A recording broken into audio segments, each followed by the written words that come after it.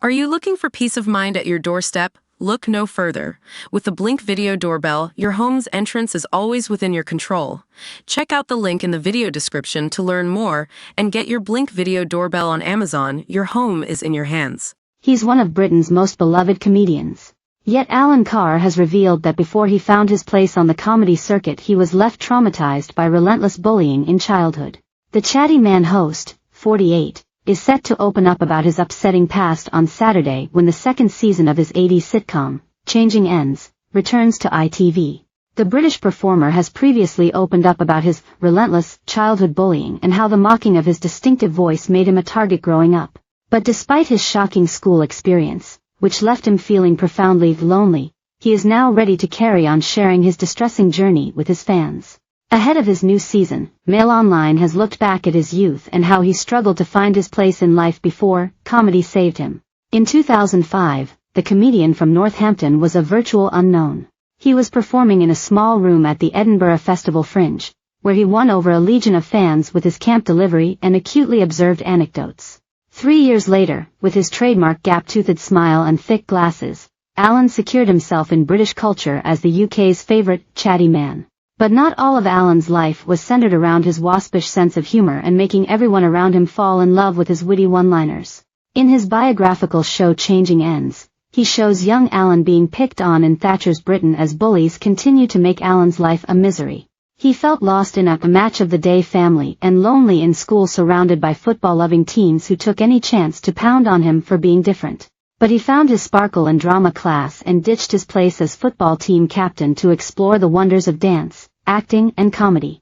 Speaking on Desert Island Discs in 2018, Alan revealed, "I was bullied, but I was really annoying. I look back, and I just wasn't very self-aware, which is still true now.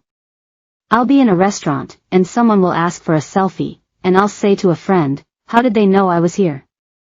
And they're like, 'Alan, your arms have been wafting around.' That voice can go through concrete.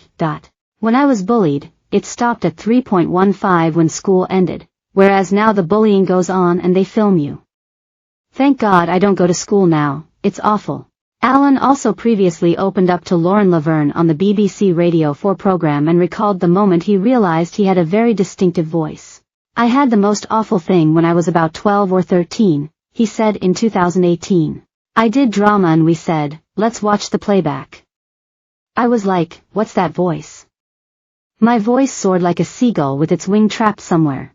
I am smiling now, but it was like a punch in the stomach. Why didn't anyone tell me?" But, of course, they were. The bullies were telling me every day. It was just awful. And while Alan explained that he doesn't feel like a victim because his tormentors were losers, he did reveal that the bullying left him feeling lonely. But now, Alan appreciates his voice and has come to terms with how he sounds. He previously told Lauren, "I am stuck with this voice. It is weird when I do stand up. I am a bit like Mariah Carey, I have to protect it.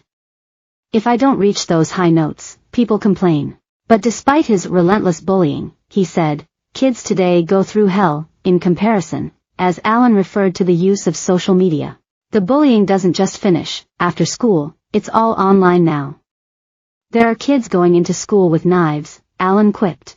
And it wasn't just his classmates who he had difficulties with growing up. His father, Graham, struggled to accept his son's career choice. As a former football player and later manager with Northampton Town, his life revolved around the testosterone-fueled world of football and he hoped his son would follow in his footsteps. Instead, Alan told his father he was enrolling at Middlesex University to study performing arts, a moment he jokingly refers to in a previous stage show. He quipped, "Father, Alan, why are you doing this to me?" Alan, "I don't know, Dad, but I can show you through expressive dance." Speaking of his new season, Alan told BBC's The One Show, "My dad to this day still thinks there was a mix-up at the hospital. He thinks there is some hairdresser looking out the window at someone playing football.